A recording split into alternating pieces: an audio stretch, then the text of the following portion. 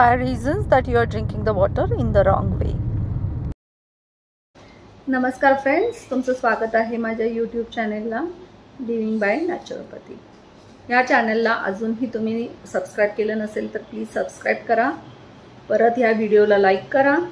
असे बरेचसे व्हिडिओ आहेत ज्यांना लाईक करा, शेअरही करा तुमच्या प्रियजनांबरोबर, फ्रेंड्सबरोबर, म्हणजे त्यांनाही असे वेगवेगळे व्हिडिओज बघता येतील, आपल्या जीवनामध्ये काही बदल चेंजेस करता येतील.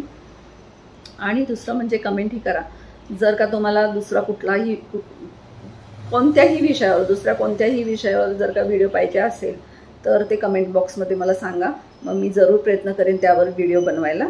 आणि तो माझ्याच सब्जेक्टशी निगडीत असेल, म्हणजे नॅचरोपॅथी. सो होपफुली तुम्हाला परत परत माझे व्हिडिओ असे चांगले चांगले बघायला मिळतील आणि तुमचं आयुष्य असं समृद्ध होईल, हेल्दी होईल. आणि तुम्ही नुसतंच बघू नका, तर ते आचरणातही आणा ह्या सगळ्या गोष्टी. सो नमस्कार मंडळी, तुमचं स्वागत आहे माझ्या यूट्यूब चॅनलला लिव्हिंग बाय नॅचरोपॅथी. आज आपण एक महत्त्वाचा घटक बघणार आहोत, तो म्हणजे पाणी.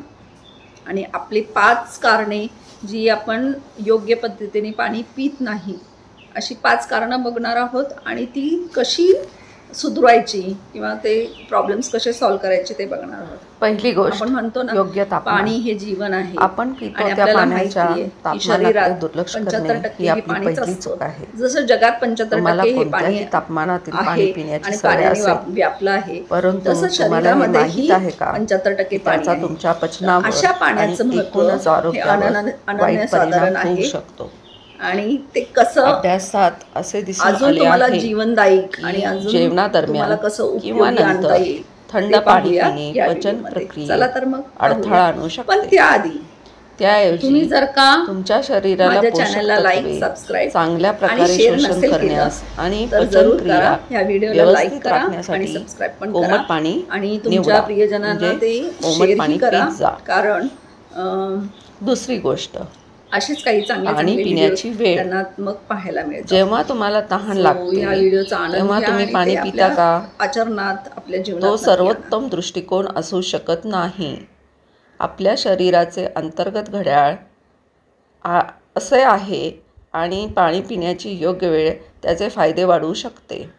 उदाहरणार्थ, झोपेतून उठल्यावर 1 ग्लास पाणी प्यायल्याने तुमचे चयापचय सुरू होण्यास आणि विषारी पदार्थ बाहेर टाकण्यास मदत होते.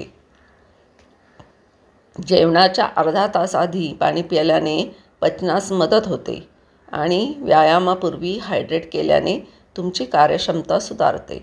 लक्षात ठेवा, वेळ महत्त्वाची आहे. त्यामुळे उठल्याबरोबर 1 ग्लास पाणी, तेही कोमट पाणी. दुसरं, जेवणाच्या आधी अर्धा तास 1 ग्लास कोमट पाणी आणि जेवल्यानंतर 1 ग्लास कोमट पाणी. तिसरी गोष्ट, सिपिंग की गिळणे. तुम्ही दिवसभर अधूनमधून घुटके घेत आहात की एकाच वेळी मोठ्या प्रमाणात पाणी पिता?